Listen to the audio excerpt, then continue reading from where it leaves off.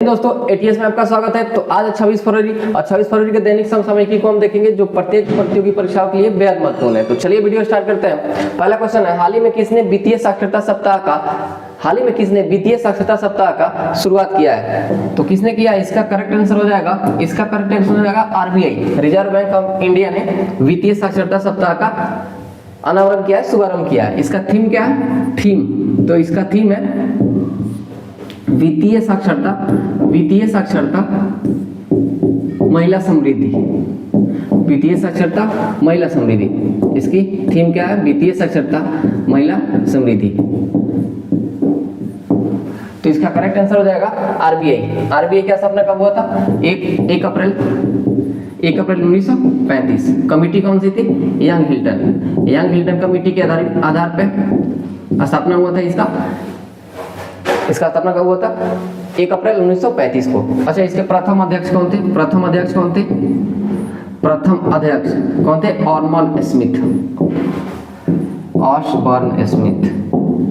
Osborne Smith.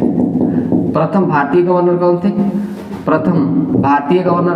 या भारतीय अध्यक्ष, भारतीय गवर्नर, तो वो कौन थे? भारतीय गवर्नर कौन थे? सीडी देशमुख। इसका राष्ट्रीयकरण कब किया गया? आरबीआई का राष्ट्रीयकरण कब किया गया? तो आरबीआई का राष्ट्रीयकरण 1949 में किया गया था। आरबीआई का राष्ट्रीयकरण 1949 में किया गया था और 1949 में किया गया था आरबीआई का राष्ट्रीयकरण। वर्तमान में इसके 26वें गवर्नर कौन बने हैं? आरबीआई के 26वें गवर्नर कौन बने? तो कौन बने? आरबीआई के 26वें गवर्नर कौन बने? संजय मल्होत्रा। आरबीआई के 26वें गवर्नर संजय मल्होत्रा बने हैं। ठीक है। सेबी की स्थापना कब हुई थी? सेबी की स्थापना 12 अप्रैल 1988 को हुई थी। सेबी की स्थापना 12 अप्रैल 1988 को हुई थी और इसका अधिनियम कब आया था? एक्ट आया था 1992 में। देखिए, अगर पूछे कि सेबी की स्थापना कब हुई थी, तो सेबी की स्थापना हुई थी 12 अप्रैल 1988। अधिनियम पूछे तो 1992 होगा। ठीक है। सेबी के वर्तमान में हेड कौन है? माधवीपुरी बुच कौन है? सेबी की वर्तमान में हेड है। एसबीआई की स्थापना कब हुई थी? तो एसबीआई की स्थापना कब हुई थी? तो एसबीआई की स्थापना हुई थी 1955। वर्तमान में इसकी हेड कौन है? अध्यक्ष बोल लीजिए। अध्यक्ष कौन है? श्रीनिवासुलु शेट्टी।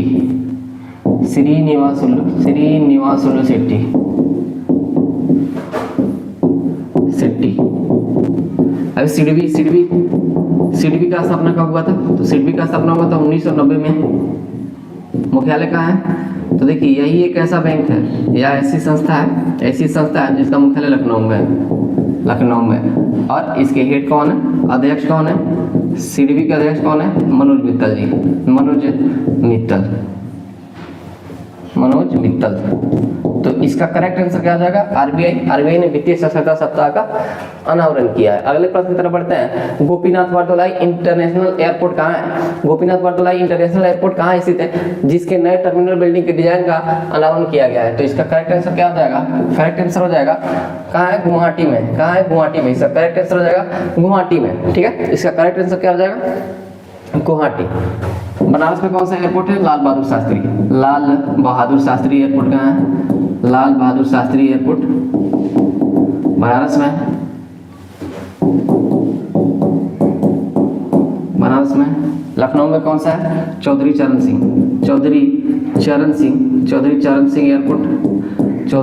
एयरपोर्ट कहाँ स्थित है? लखनऊ में है। ठीक है।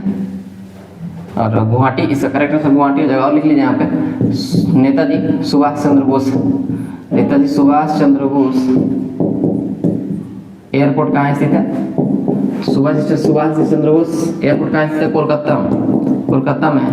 B R Ambedkar Bhimrao Ambedkar airport कहाँ स्थित है? तो ये है नागपुर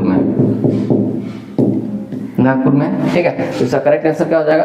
गुवाहाटी। इसमें ज्यादा याद नहीं रखना है, गुवाहाटी करेक्ट आंसर इसका हो जाएगा। अगले प्रश्न की तरफ बढ़ते हैं। अगला प्रश्न है 12वीं 12वीं क्षेत्रीय 3R सर्कुलर इकोनॉमी फोरम का आयोजन कहाँ किया जाएगा? देखिए ये बहुत इंपॉर्टेंट क्वेश्चन है, इसका करेक्ट आंसर हो जाएगा जयपुर। करेक्ट आंसर क्या हो जाएगा? जयपुर। जयपुर इसका करेक्ट आंसर हो जाएगा। तो 12वीं क्षेत्रीय 3R तथा सर्कुलर इकोनॉमी फोरम का आयोजन कहाँ किया जाएगा? जयपुर के राजस्थान में। जयपुर के राजस्थान में, ठीक है। तो इसका करेक्ट आंसर क्या हो जाएगा? जयपुर के राजस्थान के जयपुर में, राजस्थान के जयपुर में होगा, ठीक है। अब अभी हाल ही में क्या हुआ? जीएसटी परिषद की बैठक कहाँ हुई? जीएसटी परिषद की बैठक कहाँ हुई है?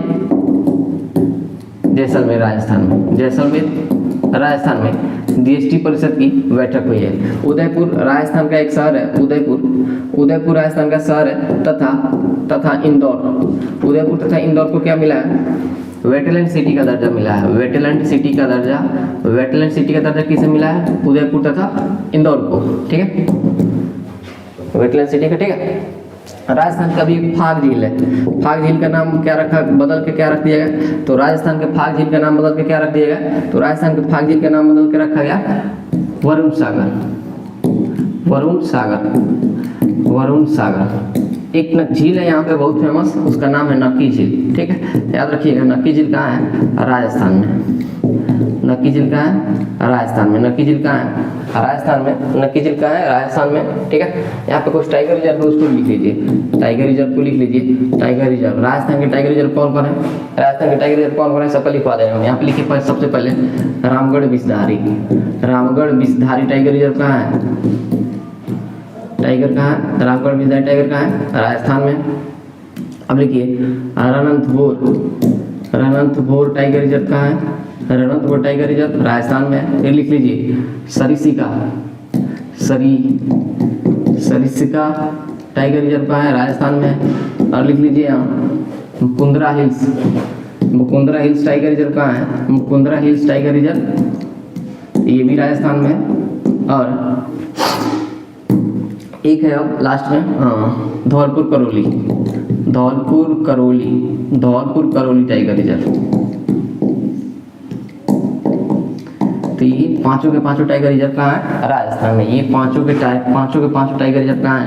राजस्थान में स्थित है, ठीक है। तो याद रख सकते हैं आप Ramgarh Vishdhari tiger reserve, Ranthambore tiger reserve, Sariska, Mukundra hills, Dholpur Karauli तथा धौलपुर करोली है, ठीक है। जीएसटी परिषद की बैठक हाल ही में जैसलमेर में हुई है। उदयपुर राजस्थान का एक शहर है और इंदौर को वेटलैंड सिटी का दर्जा दिया गया। फाग झील का नाम बदल के वरुण सागर कर दिया गया। नक्की झील कहाँ है? राजस्थान में। चलिए अगले प्रश्न की तरफ बढ़ते हैं। 4 नंबर क्वेश्चन है, हाल ही में सौर ऊर्जा निगम लिमिटेड ने हाल ही में किस राज्य सरकार के साथ सोलर प्रोजेक्ट के लिए समझौता किया है? देखिए ये बहुत इंपॉर्टेंट क्वेश्चन है, इसका करेक्ट आंसर हो जाएगा मध्य प्रदेश। करेक्ट आंसर क्या हो जाएगा? मध्य प्रदेश। देखिए जितने भी प्रश्न आप कराते हैं वो इंपॉर्टेंट ही होता है, ऐसा नहीं कि कोई भी क्वेश्चन उठा लिया, ऐसा नहीं।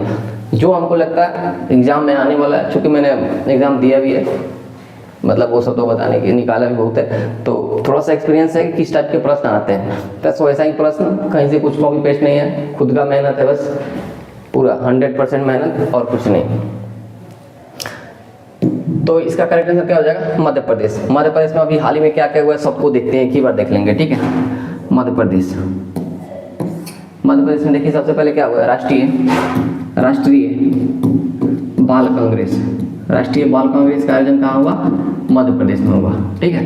ये देखते मतलब देखिए कि मध्य प्रदेश का बात है तो मैंने उससे जितने रिलेटेड वर्तमान में जितने भी मेरे माइंड में है क्या क्या हुआ है सबको मैं लिखवाता हूँ, ठीक है। इसके बाद पार्थ योजना पुलिस भर्ती से संबंधित है, कहाँ की है? मध्य प्रदेश की। अभी हाल ही में 2-3 दिन पहले नाक्सा पहल, भूमि सर्वेक्षण से संबंधित नाक्सा पहल कहाँ की है? भोपाल की है। अच्छा, अभी हाल ही में लाडली बहन योजना मध्य प्रदेश की है। लाडली बहन योजना मध्य प्रदेश की है। अभी कल का ही ग्लोबल इन्वेस्टर समिट का आयोजन कहाँ हुआ है? भोपाल में हुआ है। कहाँ हुआ है? भोपाल में, ठीक है। और एक इंदौर है, इंदौर ने हाल ही में भिखारियों को भीख देने से मना किया है। भिखारियों पर प्रतिबंध लगा है, डायरेक्ट बोल दें, भिखारियों पर प्रतिबंध। और आज क्या हुआ? कल का ही बात है, राज्य सरकार ने सोलर प्रोजेक्ट के साथ सौर ऊर्जा लिमिटेड ने मध्य प्रदेश के साथ समझौता किया है। ठीक है, चलिए अगले प्रश्न की तरफ बढ़ते हैं। मध्य प्रदेश का तो वही गया इसमें। अगले प्रश्न की तरफ बढ़ते हैं।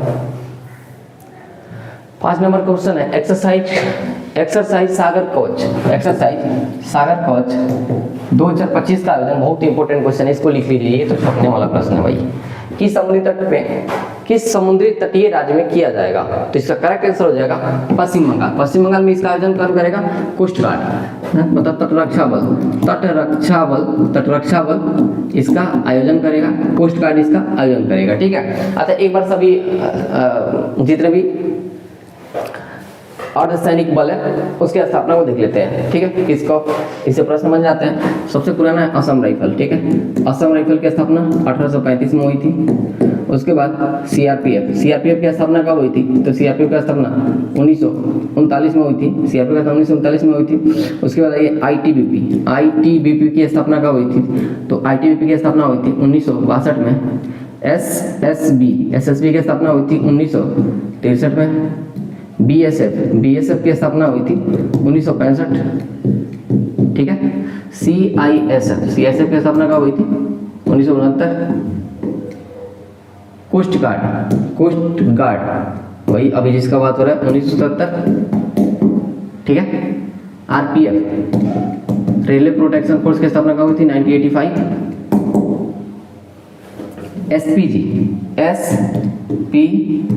एसपीजी की स्थापना 1986 में हुई थी। RAF rapid action force CRPF की एक शाखा, इसकी स्थापना हुई थी 1992 में। और लिखिए एनडीआरएफ की स्थापना हुई थी 2006 में। नेशनल डिजास्टर रिस्पांस फोर्स इसकी स्थापना हुई थी 2006 में इसकी स्थापना हुई थी। अभी हाल ही में देखते हैं पुलिस कोमोडो युद्धाभ्यास कहाँ हुआ है? कोमोडो युद्धाभ्यास कहाँ हुआ है?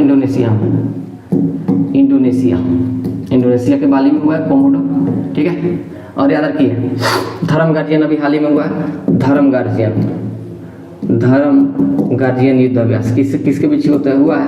भारत तथा जापान के बीच हुआ है। और कहाँ हुआ है? जापान में हुआ है। माउंट फूजी जापान में हुआ है। ठीक है, ये भी याद रखने वाली बात है।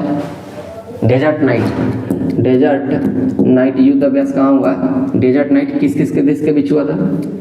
Bharat, France, UAE.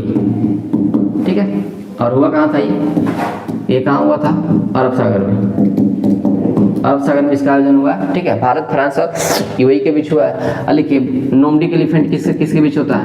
नोमडिक एलिफेंट तो किसके बीच होता है? भारत और मंगोलिया। भारत तथा मंगोलिया की राजधानी कहाँ है? उलान बटोर। और गोबी मरुस्थल भी कहाँ है? मंगोलिया में। ठीक है, और लिखिए एकता तथा एक्वेरिन युद्धाभ्यास, ये दोनों सेम युद्धाभ्यास है, मतलब अलग अलग नाम है, एक ही देश के साथ होता है। भारत और मालदीव के बीच होता है। किसके बीच? भारत तथा मालदीव। एकता एक्वेरिन भारत और मालदीव, एकता एक्वेरिन भारत और मालदीव के बीच होता है। और के दोस्ती युद्धाभ्यास, एकता एक्वेरिन भारत और मालदीव। ठीक है, दोस्ती युद्धाभ्यास किसके बीच होता है? तो दोस्ती युद्धाभ्यास किसके बीच होता है? भारत और श्रीलंका के बीच होता है तथा मालदीव के बीच होता है। हो गया, इतना और लिख लीजिए। खंजर किसके बीच होता है? भारत और किर्गिस्तान, भारत तथा किर्गिस्तान। तो खंजर भारत और किर्गिस्तान के बीच होता है। डस्टलिक युद्धाभ्यास किसके बीच होता है? भारत और उज्बेकिस्तान, भारत तथा उज्बेकिस्तान के बीच डस्टलिक होता है। और लिखिए वज्र प्रहार, टाइगर ट्रम्प तथा वज्र प्रहार इसके बीच होता है? भारत और यूएसए के बीच, भारत तथा यूएसए के बीच। अच्छा, एक और इम्पोर्टेंट है कि अभी सूर्य किरण युद्धाभ्यास हुआ है। सूर्य किरण किसके बीच हुआ है? तो सूर्य किरण भारत तथा नेपाल के बीच, भारत में इसका आयोजन हुआ है, भारत तथा नेपाल के बीच, और इसका आयोजन नेपाल में ही हुआ है। ये भी याद रखने योग्य बातें हैं। अभी साइक्लोनिक युद्धाभ्यास भी हुआ है। साइक्लोनिक युद्धाभ्यास किसके बीच होगा? भारत तथा मिस्र के बीच, और इसका आयोजन हुआ है भारत तथा मिस्र, भारत तथा मिस्र के बीच साइक्लोन हुआ है। किस कहाँ हुआ है इसका? राजस्थान में, महाजन रेंज फील्ड। तो साइक्लोन भारत और मिस्र के बीच राजस्थान में हुआ है। सूर्य किरण भारत और नेपाल के बीच नेपाल में हुआ है। खंजर भारतीय स्थान डस्टलिक Bharat Uzbekistan tiger Trump Bharat America. ठीक है, चलिए अगले प्रश्न की तरफ बढ़ते हैं। अगला प्रश्न है जर्मनी के चांसलर, हाल ही में जर्मनी के नए चांसलर कौन होंगे? मतलब इलेक्शन हुए वक्त अब जर्मनी के चांसलर कौन होंगे? तो जर्मनी के चांसलर कौन होंगे? Friedrich Merz.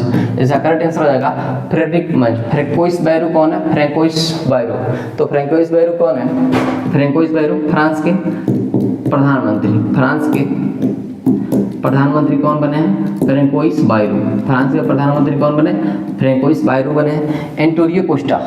एंटोनियो कोस्टा कौन है? यूरोपीय संघ के अध्यक्ष हैं। यूरोपीय यूनियन, यूरोपीय संघ के अध्यक्ष हैं। ठीक है, यूरोपीय संघ के अध्यक्ष कौन है? Antonio Costa. यूरोपीय संघ की स्थापना 1958 में हुई थी, ये भी ध्यान रखने योग्य बातें हैं। ठीक है, तो जर्मनी के नए चांसलर कौन होंगे? Friedrich Merz. जर्मनी में एक था, इसका नाम था हिटलर। जर्मनी का तमाशा आता है हिटलर। हिटलर की बहुत फेमस पुस्तक है मैन किफ, याद रखिएगा, ये प्रश्न आ जाता है। ठीक है, हिटलर का जन्म कहाँ हुआ था? ब्रुनेई में। ब्रुनाई ऑस्ट्रिया का एक जगह है, ऑस्ट्रिया के ब्रुनाई में हुआ था। राइन नदी कहाँ बहती है? जर्मनी में बहती है। राइन नदी कहाँ बहती है? जर्मनी में। राइन नदी कहाँ बहती है? जर्मनी में। राइन नदी जर्मनी में बहती है। ठीक है, कोस्टा कौन है? यूरोपीय संघ के अध्यक्ष हैं Antonio Costa. Friedrich Merz Germany नए चांसलर होंगे। एंजेला मर्केल भी क्या थी? जर्मनी की चांसलर ही थी। चलिए अगले क्वेश्चन की तरफ बढ़ते हैं। अगला क्वेश्चन है 4 से 5 मार्च तक सभी राज्यों तथा केंद्र शासित प्रदेशों के मुख्य चुनाव अधिकारियों का 2 दिवसीय सम्मेलन कहाँ होगा? इसका करेक्ट आंसर हो जाएगा दिल्ली। करेक्ट आंसर क्या होगा? दिल्ली में इसका आयोजन होगा। ठीक है, और दिल्ली में क्या क्या हुआ देखिए। सबसे पहले भारत पर्व का आयोजन कहाँ हुआ है? दिल्ली में। ऊर्जा सप्ताह कहाँ आयोजन हुआ है? दिल्ली में। ठीक है, इसके बाद देखिए ऊर्जा सप्ताह आ गया, भारत पर्व हो गया। चर्म एक्सपो का आयोजन दिल्ली में हुआ है। पूसा कृषि सम्मेलन कहाँ हुआ? पूसा कृषि सम्मेलन दिल्ली में हुआ है। और देखिए आदि पर्व दिल्ली में हुआ। आदि पर्व पूर्वोत्तर एकता महोत्सव का आयोजन कहाँ हुआ? दिल्ली में हुआ है। और लिखिए बायोफेशियल सोलर प्लांट कहाँ बना है? ये भी दिल्ली में बना है। बायोफेशियल सोलर प्लांट भी दिल्ली में बना है। और दिल्ली से क्या हो सकता है? और दिल्ली से रख लीजिए। ठीक है, इतना ही जान दीजिए। ठीक है, इसका करेक्ट आंसर हो जाएगा दिल्ली में मुख्य चुनाव अधिकारियों का बैठक होगा। अच्छा, ये चुनाव आयोग को देख लेते हैं एक बार। निर्वाचन आयोग चुनाव आयोग की स्थापना कब हुई थी? तो चुनाव आयोग की स्थापना कब हुई थी? 25 जनवरी 1950। 25 जनवरी को इसी उपलक्ष्य में हम लोग मतदाता दिवस मनाते हैं। मतदाता दिवस 25 जनवरी को हम लोग मनाते हैं। ठीक है, प्रथम इसके अध्यक्ष कौन थे? प्रथम मुख्य निर्वाचन आयुक्त कौन थे? तो प्रथम मुख्य निर्वाचन आयुक्त कौन थे? सुकुमार सेन। प्रथम महिला मुख्य निर्वाचन आयुक्त कौन थी? प्रथम महिला मुख्य निर्वाचन आयुक्त कौन थी? तो वो थी वीएस रमा देवी। फिर पूछे प्रथम मुस्लिम कौन थे? प्रथम मुस्लिम मुख्य निर्वाचन आयुक्त कौन थे? तो ये थे वाईएस वाई एस कुरैशी थे। ठीक है, निर्वाचन आयोग का भाग कौन सा है, संविधान में किस भाग में निर्वाचन आयोग का वर्णन है, भाग 15। अनुच्छेद पूछ दे तो कौन सा है, अनुच्छेद कौन पूछ दे तो अनुच्छेद हो जाएगा 324 से 329। अभी इसके वर्तमान में अगले या वर्तमान अगले लिखिए, अगले मुख्य निर्वाचन आयुक्त कौन होंगे, अगले मुख्य निर्वाचन आयुक्त कौन होंगे, अगले मुख्य निर्वाचन आयुक्त कौन होंगे, ज्ञानेश कुमार।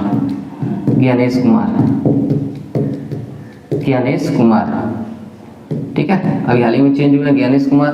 अभी वर्तमान फिर नए मुख्य चुनाव आयुक्त, नए सिर्फ चुनाव आयुक्त, मुख्य नहीं सिर्फ चुनाव आयुक्त, अभी चुनाव आयुक्त भी चेंज हुए हैं, वो कौन है, नए चुनाव आयुक्त, सिर्फ मुख्य नहीं, मुख्य तो ज्ञानेश कुमार है, नए चुनाव आयुक्त बने कौन, चुनाव आयुक्त। तो अभी कौन बने हैं, तो कौन बने, विवेक जोशी। ठीक है, और लिख लीजिए इससे, इतना हो गया। इसमें अध्यक्ष कितने होते हैं, सदस्य कितने होते हैं, 1+3, 1+2, एक अध्यक्ष होते हैं निर्वाचन आयोग में और 2 अन्य सदस्य होते हैं। ठीक है, कार्यकाल होता है 6 या 65 ईयर्स, या तो 6 साल रही है, नहीं तो 65 साल रही है, जो भी पहले होगा आपको हटा दिया जाएगा। ठीक है, 1+2 होते हैं 6 या 65 होते हैं। इससे पहले मत देने के 21 साल थी, लेकिन 61वां संविधान सभा 1989 में इसकी आयु क्या कर दी गई थी, 18 साल कर दी गई थी। किस समिति के आधार पे, टारकुंडे समिति के आधार पे। चुनाव आयोग से और संबंधित समितियां कौन कौन है, दिनेश गोस्वामी समिति हो गया, इंद्रजीत गुप्ता समिति हो गया। ठीक है, ये सभी निर्वाचन आयोग से संबंधित समितियां हैं। अगले प्रश्न की तरफ बढ़ते हैं। उत्तर प्रदेश के नोएडा में 25 फरवरी को सरस आजीविका मेला का उद्घाटन कौन करेंगे, तो कौन करेंगे, शिवराज सिंह चौहान जी करेंगे। ठीक है, कृषि मंत्री शिवराज सिंह चौहान, कृषि मंत्री शिवराज सिंह चौहान जी करेंगे। ठीक है, सरस आजीविका मेले का कहाँ होगा, नोएडा में होगा। ठीक है, नोएडा में होगा सरस आजीविका मेला का उद्घाटन शिवराज सिंह चौहान जी करेंगे। शिवराज सिंह चौहान नहीं, दिल्ली में क्या किया इन्होंने, तो दिल्ली में पूसा कृषि महोत्सव का भी शुरुआत दिल्ली में किन्होंने किया है, शिवराज सिंह चौहान ने किया है। ठीक है, पीयूष गोयल कौन है, वाणिज्य और व्यापार मंत्री, वाणिज्य तथा व्यापार मंत्री कौन है, पीयूष गोयल। वाणिज्य तथा व्यापार मंत्री कौन है, पीयूष गोयल है। ठीक है, और इन्होंने राष्ट्रीय हल्दी बोर्ड का गठन कहाँ किया है, राष्ट्रीय हल्दी बोर्ड का गठन किन्होंने किया, पीयूष गोयल ने। कहाँ किया है, निजामाबाद कहाँ है, तेलंगाना में, ठीक है। अगले प्रश्न की तरफ बढ़ते हैं।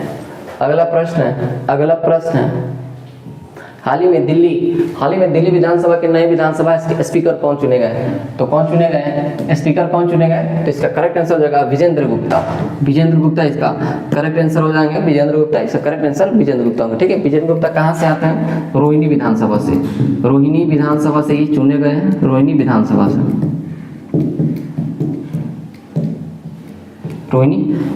से। ठीक है, हो गया।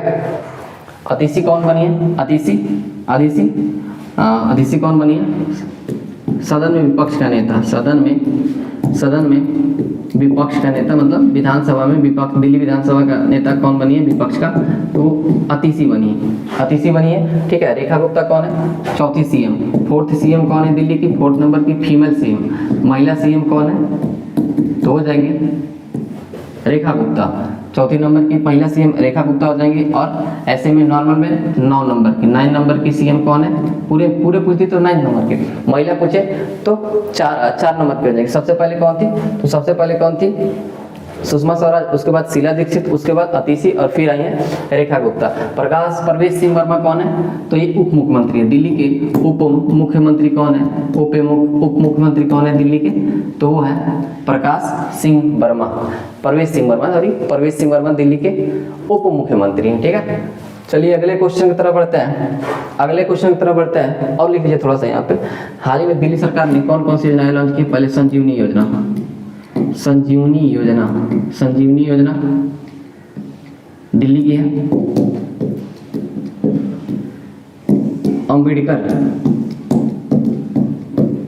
अंबेडकर छात्र योजना, ये भी दिल्ली की है।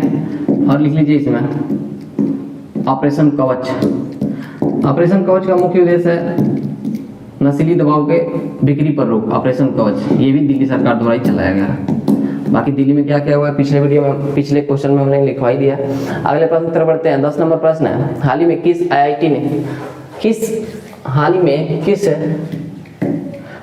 आईआईटी संस्थान ने एशिया की पहली वैश्विक हाइपरलूप प्रतियोगिता की मेजबानी की है? तो इसका करेक्ट आंसर हो जाएगा, करेक्ट आंसर क्या हो जाएगा? आईआईटी मद्रास। आईआईटी मद्रास इसका करेक्ट आंसर हो जाएगा। आईआईटी मद्रास ने और हाल ही में क्या क्या किया? तो इसरो, आईएसआरओ तथा आईआईटी मद्रास ने मिलकर क्या किया? माइक्रोचिप बनाया। स्पेस के लिए माइक्रोचिप का निर्माण किसने किया है? आईआईटी मद्रास तथा माइक्रोचिप, आईआईटी मद्रास तथा आईएसआरओ ने।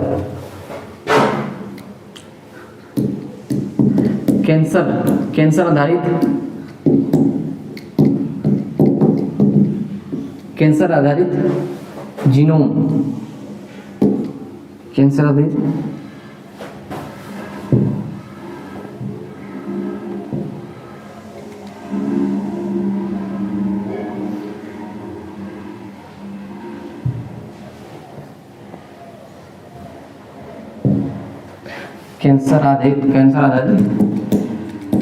जीनोम डेटाबेस भी तो कौन तैयार करेगा? तो ये कौन तैयार करेगा? ये भी आईआईटी मद्रास ही करेगा। आईआईटी मद्रास ही, ठीक है, आईआईटी मद्रास ही करेगा। हाल ही में आईआईटी गुवाहाटी ने क्या किया? बांस से बने बंकरों का निर्माण, बांस से बने बंकरों का निर्माण कौन करेगा? आईआईटी गुवाहाटी। बांस से बने बंकर का निर्माण कौन करेगा? बंकर का निर्माण आईआईटी गुवाहाटी करेगा। अभी हाल ही में आईआईटी रुड़की ने क्या किया? आईआईटी रुड़की, तो आईआईटी रुड़की ने क्या किया? आईआईटी रुड़की से क्या हुआ? यूपी सरकार ने बेहतर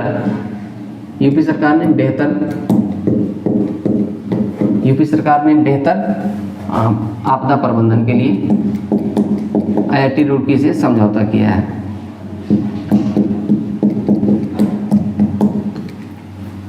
अरे यहाँ पे थोड़ा सा लिख लीजिए। ठीक है, ये हो गया। आईआईटी इंदौर ने क्या किया हाल ही में? आईआईटी इंदौर, तो आईआईटी इंदौर ने क्या किया? तो आईआईटी इंदौर ने ग्लाइड बम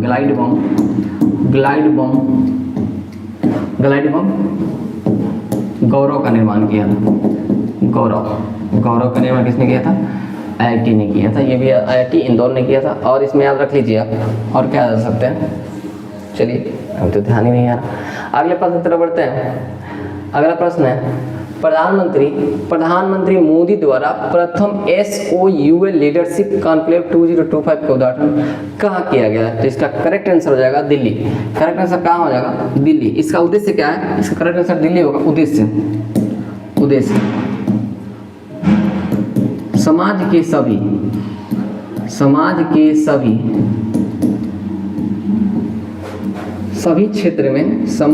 सभी क्षेत्र में कार्यशील व्यक्तियों को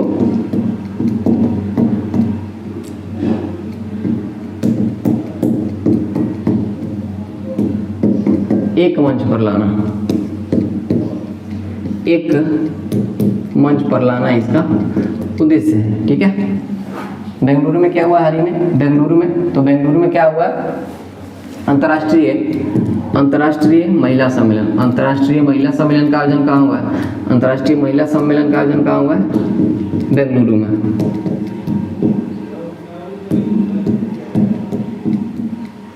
बेंगलुरु में हुआ है अंतर्राष्ट्रीय महिला सम्मेलन का आयोजन। ग्लोबल एयर एक्सपो का भी आयोजन कहाँ हो रहा है? तो एयर एक्सपो का भी आयोजन बेंगलुरु में हो रहा है।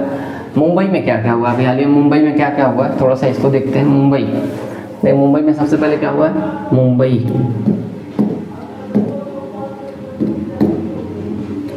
9वीं आर्थिक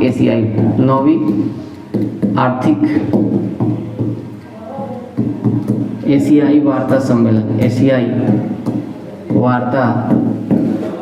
सम्मेलन, ठीक है। थर्ड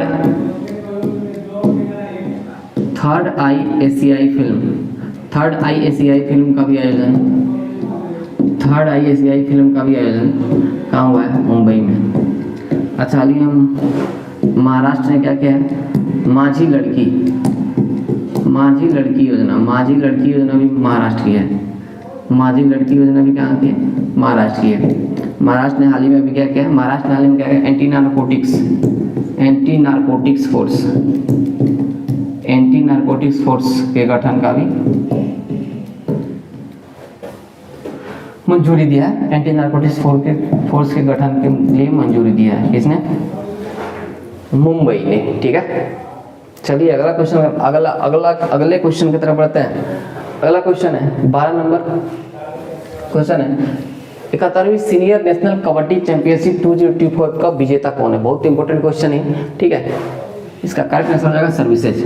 करेक्ट आंसर हो जाएगा सर्विसेज। इसका उपविजेता कौन है? उपविजेता है भारतीय रेलवे। उपविजेता कौन बना है? रेलवे। उपविजेता कौन बना है? रेलवे। बस इसमें याद रखिए कौन जीता है। ठीक है, इसमें बस यही पूछता है कौन जीता है कौन नहीं जीता है। ठीक है, तो इसका करेक्ट आंसर हो जाएगा रेलवे। अच्छा हाल ही में अभी राष्ट्रीय पैरा एथलेटिक्स चैंपियनशिप का आयोजन कहाँ हुआ है? तो इसका आयोजन कहाँ हुआ है? चेन्नई में इसका आयोजन हुआ है। विजेता कौन है इसका? ऑल ओवर सबसे ऊपर पदक में कौन रहा है? सबसे ऊपर पदक में रहा है हरियाणा। सबसे ऊपर हरियाणा रहा है। ठीक है, सबसे ऊपरी में कौन रहा है? हरियाणा रहा है। और देख लेते हैं अभी हाल ही में 37वां 38वां 37वां नेशनल गेम्स, 37वां राष्ट्रीय खेल, 38वां राष्ट्रीय खेल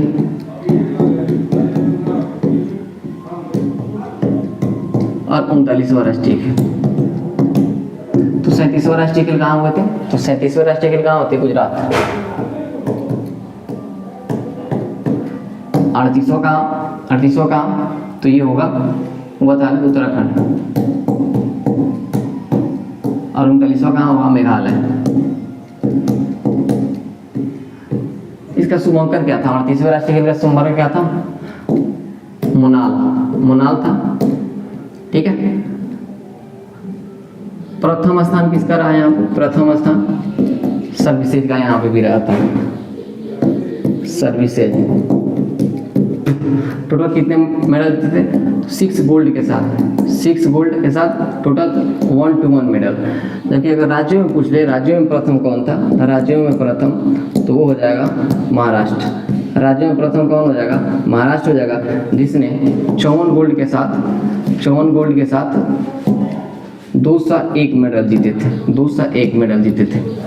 ठीक है, 54 गोल्ड के साथ महाराष्ट्र ने 201 मेडल जीते थे। जबकि प्रथम स्थान सर्विसेज का था, जिसने 68 गोल्ड के साथ 121 मेडल जीते थे। ठीक है, अच्छा इसमें बिहार ने किसने जीता था? 1 + 6 + 5, मतलब बिहार ने टोटल कितना जीता था? 1 गोल्ड जीता था, 6 सिल्वर जीता था और 5 ब्रॉन्ज जीता था। और स्थान कितना था इसका? बिहार का स्थान 38वां राष्ट्रीय खेल में कितना है? 29 नंबर है। ये भी ध्यान रखने जो बातें हैं। ठीक है, और 39वां राष्ट्रीय खेल कहाँ होगा? मेघालय में होगा। अच्छा एक और इम्पोर्टेंट बहुत है, खेलो इंडिया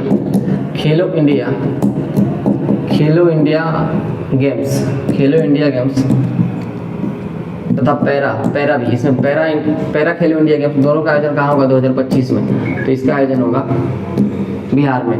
दोनों का आयोजन कहाँ होगा? बिहार में। इस दोनों का आयोजन किया जाएगा। इस दोनों का आयोजन कहाँ किया जाएगा? बिहार में किया जाएगा। तो इसका करेक्ट आंसर क्या हो जाएगा? इसका करेक्ट आंसर जो होगा वो होगा सर्विसेज। इसका करेक्ट आंसर हो जाएगा सर्विसेज ने सीनियर नेशनल कबड्डी चैंपियनशिप 2025 का विजेता रहा है। यहाँ पे थोड़ी सी आइए एक हिस्ट्री का पोर्शन देख लेते हैं थोड़ा सा। अच्छा भाई ठीक है, मगध पर शासन का नाम है मगध पर शासन करने वाले शासकों का वंश। देखिए हम ऐसे लिख दे रहे हैं यहाँ पर वंश, ठीक है, संस्थापक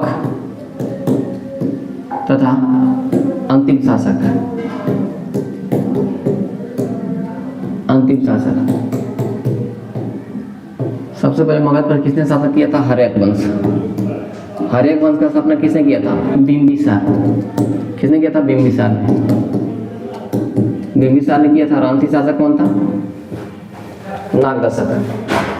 कौन था? हर्यक वंश का अंतिम शासक नागदशक था। ठीक है, अगले प्रश्न, अगला आता है, हर्यक वंश के बाद कौन सा वंश आया था? शिशुनाग वंश। शिशुनाग, इसकी स्थापना किसने किया था? शिशुनाग ने किया था। और इसका अंतिम शासक कौन था? नंदीवर्मन। नंदीवर्मन। शिशुनाग वंश के बाद कौन सा आया? नंद वंश। नंद वंश। नंद वंश की स्थापना किसने किया था? महापद्मनंद। महापद्मनंद ने किया था। और इसका अंतिम शासक कौन था? घनानंद था। कौन था? घनानंद। ठीक है, घनानंद था। नंद वंश के बाद अगर आ जाए तो हम मौर्य वंश में आ जाएंगे। तो मौर्य वंश की स्थापना किसने किया था? चंद्रगुप्त मौर्य ने किया था। चंद्रगुप्त मौर्य ने किया था। और मौर्य वंश का अंतिम शासक कौन था? बृहद्रथ था। बृहद्रथ। ठीक है, अगले क्वेश्चन की तरफ बढ़े। मौर्य वंश का कौन सा वंश आया था? शुंग वंश। मौर्य वंश के बाद कौन सा मगध पर शासन किया? शुंग वंश ने। शुंग वंश की स्थापना किसने किया था? पुष्यमित्र शुंग। पुष्यमित्र शुंग। और शुंग वंश का अंतिम शासक कौन था? देवभूति था। कौन था? देवभूति। अगर अगले प्रश्न की तरफ बढ़े हम, शुंग वंश के बाद कौन सा वंश आया? तो इसके बाद कौन सा वंश आया था? शुंग वंश के बाद कौन सा वंश आया था? कण्व वंश। कण्व वंश। कण्व वंश की स्थापना किसने किया था? वासुदेव ने। वासुदेव। और इसका अंतिम शासक कौन था? मतलब कण्व वंश का अंतिम शासक कौन था? सुधर्मा। सुधर्मा। इसके बाद कौन सा वंश आया? सातवाहन वंश। कण्व वंश के बाद सातवाहन क्रम है, सातवाहन वंश। सातवाहन वंश की स्थापना किसने किया था? सिमुक ने। सिमुक ने किया था। और इसका अंतिम शासक था विजय शतकर्णी। विजय शतकर्णी। विजय शतकर्णी। तो ये ध्यान रख सकते हैं आप, बहुत इंपॉर्टेंट है। अच्छा, थोड़ा सा ये वेद का देख लेते हैं। वेद, वेद में कितने वेद हैं? ये देखिए, वेद ये हम लिखे हैं यहाँ पे, वेद पाठककर्ता, पाठककर्ता। और यहाँ पे हम लिख दे रहे हैं इसका उपवेद, उपवेद। और यहाँ पे लिख दे रहे हैं हम उपवेद के बाद लिख दे रहे हैं ब्राह्मण ग्रंथ, ब्राह्मण ग्रंथ। और यहाँ पे लिख दे रहे हैं उपनिषद। एक ही बार में सब कुछ क्लियर हो जाएगा। देखिए क्या है, इसमें बहुत प्रश्न बनता है। ठीक है, और गलत भी हो जाता है। ठीक है, गलत होना लाजमी है, वही होगा ही। देखिए, सबसे पहले वेद को लिखते हैं। वेद में अगर पहला आ जाए तो ऋग्वेद हो जाएगा, ऋग्वेद होगा। फिर दूसरा कौन हो जाएगा? सामवेद होगा, ऋग्वेद, सॉरी, दूसरा हो जाएगा यजुर्वेद। यजुर्वेद दूसरा हो जाएगा। तीसरा होगा सामवेद, तीसरा सामवेद हो जाएगा। और चौथा हो जाएगा अथर्ववेद। अथर्ववेद। अब देखिए, ऋग्वेद के पाठकर्ता को क्या बोलते हैं? होत्री, होत्री बोलते हैं। यजुर्वेद को क्या बोलते हैं? यजुर्वेद को बोलते हैं अध्वर्यु, अध्वर्यु। और सामवेद को बोलते हैं पाठकर्ता को उद्गाता, उद्गाता। और अथर्ववेद के पाठकर्ता को बोलते हैं ब्राहा, ब्राहा बोलते हैं। अब आ जाएगा उपवेद में होगा ऋग्वेद का आयुर्वेद, आयुर्वेद इसका उपवेद हो जाएगा। यजुर्वेद का हो जाएगा धनुर्वेद। क्या हो जाएगा? धनुर्वेद। इसके बाद हो जाएगा गंधर्ववेद। सामवेद का है गंधर्ववेद। और अथर्ववेद का होगा शिल्पवेद।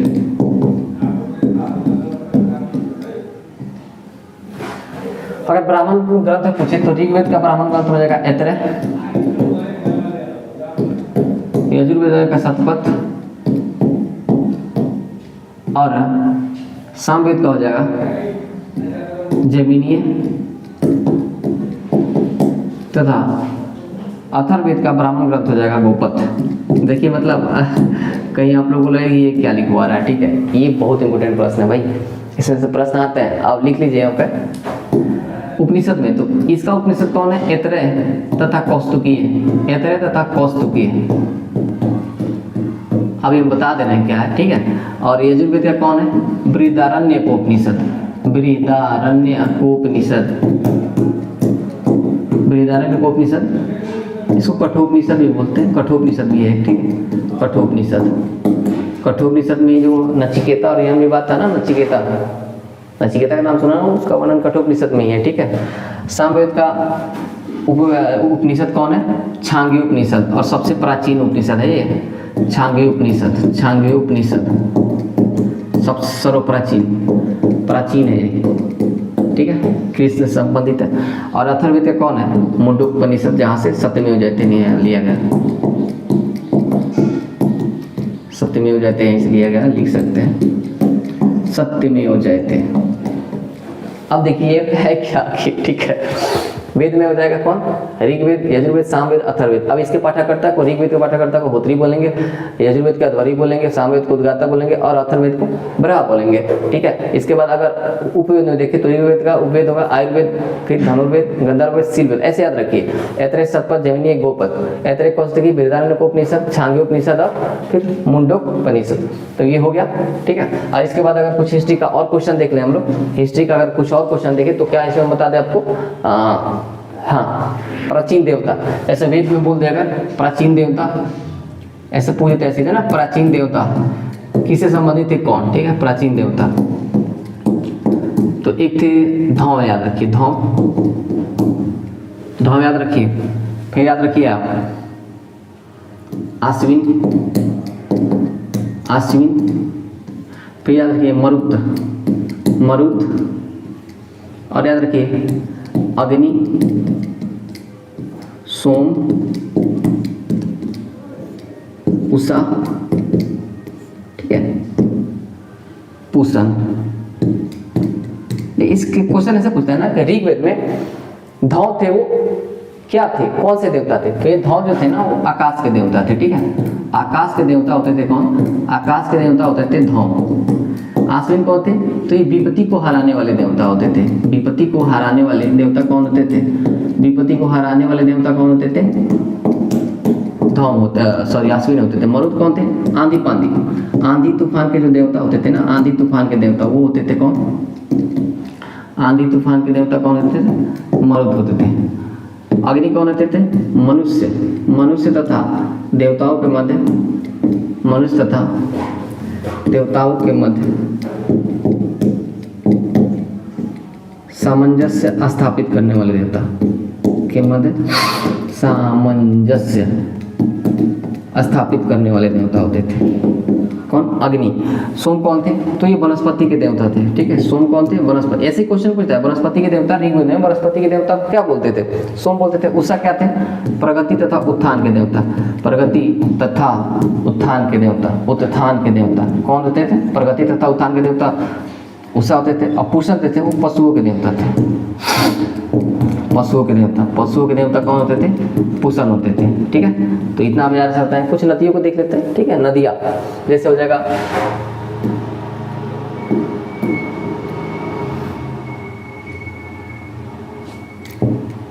नदियों में अगर हम देख लें तो नदियों में अगर पुरुषनी, अस्किनी, दुष्टति, सदानीरा, वितस्ता, ठीक है। देखिए पुरुषनी रावी नदी को, वर्तमान का रावी नदी क्या है? उस टाइम का पुरुषनी नदी था। अस्किनी वर्तमान की चिनाब नदी, ठीक है। दुष्टति मतलब घग्गर नदी, अभी का जो घग्गर नदी है ना, घग्गर नदी, वही दुष्टति बोलते थे। सदानीरा गंडक नदी को बोलते थे, गंडक नदी। वितस्ता झेलम नदी को बोलते थे, ठीक है। तो ये भी आप याद रख सकते हैं, ठीक है, बहुत इंपॉर्टेंट है ये भी। मिलते हैं हम नेक्स्ट वीडियो में। और कैसा लगा आपको वीडियो? लाइक शेयर कमेंट जरूर करें और कमेंट करके जरूर बताएं। मिलते हैं नेक्स्ट वीडियो में। जय हिंद।